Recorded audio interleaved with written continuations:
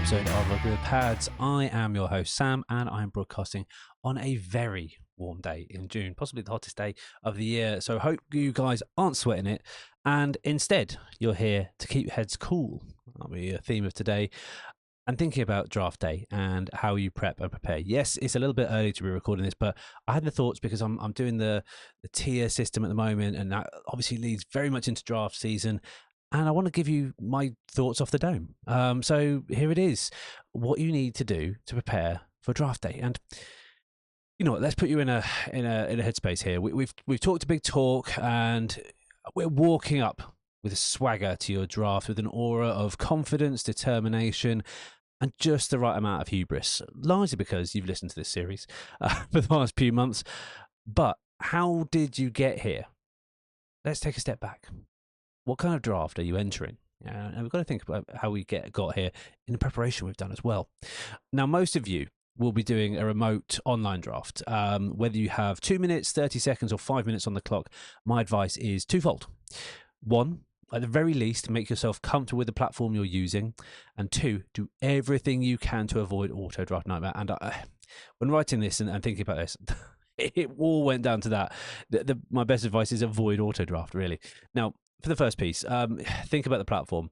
Sleeper is very different to NFL, is very different to Yahoo, is very different to Underdog, is very different to ESPN, is very different to My Fantasy League and all the rest.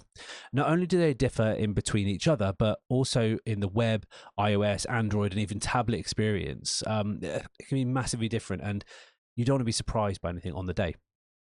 Your comfort in knowing where everything is, so fat fingers don't impact your decision making and your overall experience, is incredibly important. After all, you don't want to be drafting the wrong B-Rob, Brian Robinson over Bijan Robinson for the second year in a row. You know who you are, guys. Further to that, ADPs amongst these will differ wildly. The community-driven approach to Sleeper uses a completely different algorithm to the expert, quote-unquote, driven ADPs for the official site. ESPN has a different view all entirely. They combine the two. If you value a player, make sure you know where they're going to be on that list so you don't miss out on them. And this all really extends to the auto draft experience, which you want to avoid. NFL.com fills your roster in order rather than go via ADP, so kickers will be prioritized over RB3 or flex. I've seen it where defenses are actually drafted. Ugh, shudders, heaven forbid. In others, Sleeper, for example, they are better, but they won't account for positional value, battles, or even clashes with other pass catchers. I mean, do you really want all three of the Steelers wideouts, of which there aren't any? Auto draft can be devastating in any format. In redraft, it's really more difficult to trade because you don't have assets outside. So getting back to a certain point, you've got to rely on waiver wire. You could be week 5 before you have a team that you recognize. In Dynasty, the decisions you make and it really do have an impact on years to come. And if you're drafting assets, you're sacrificing your future potentially. Whether you do, whatever you do, just do not auto draft it. I can't say that more and more. I can't say that enough. Remember, you can't win your league from the draft, but you certainly can lose it. And we had a couple of episodes of that a few weeks ago to that exact effect.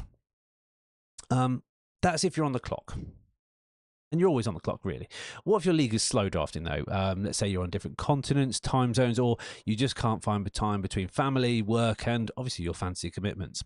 You won't be the only ones, but my advice it would be the same for any remote draft, with the added caveat that waiting till the end of your pick and go full auto will not be welcomed by your league mates.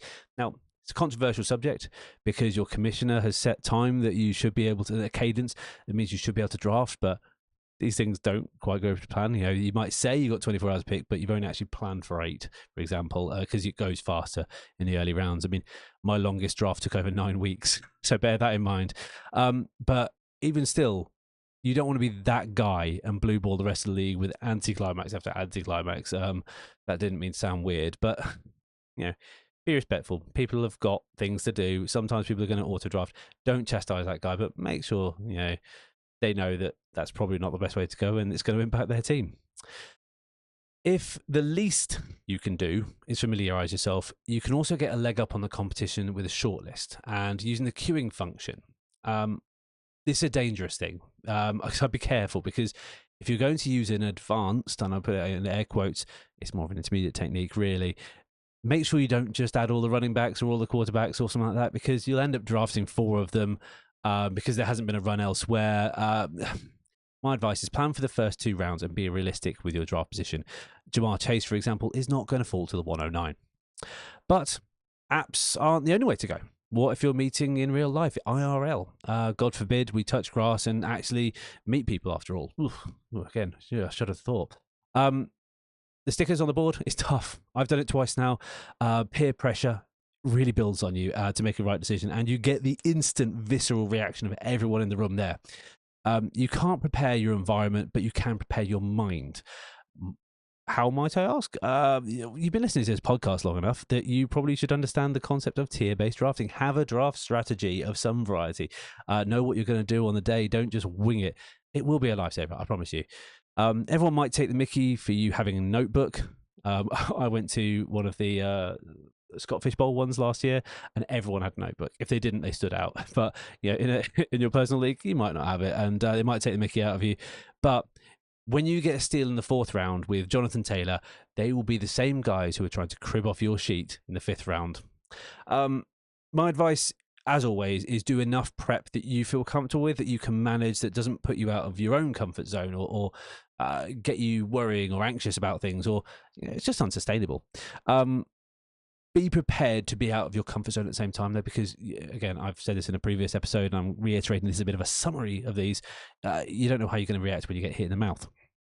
Draft day will put you in some difficult situations with choices, the clock, and your league mates all working against you. The biggest piece of advice I have is that cool heads prevail, and you'll probably have a better time if you're having a good time. So just don't auto draft. That's it, guys. Thank you very much for listening to this episode. A quick, short, sharp episode, as has been the way with this series. I really hope you've enjoyed it. I will be back. When will I be back?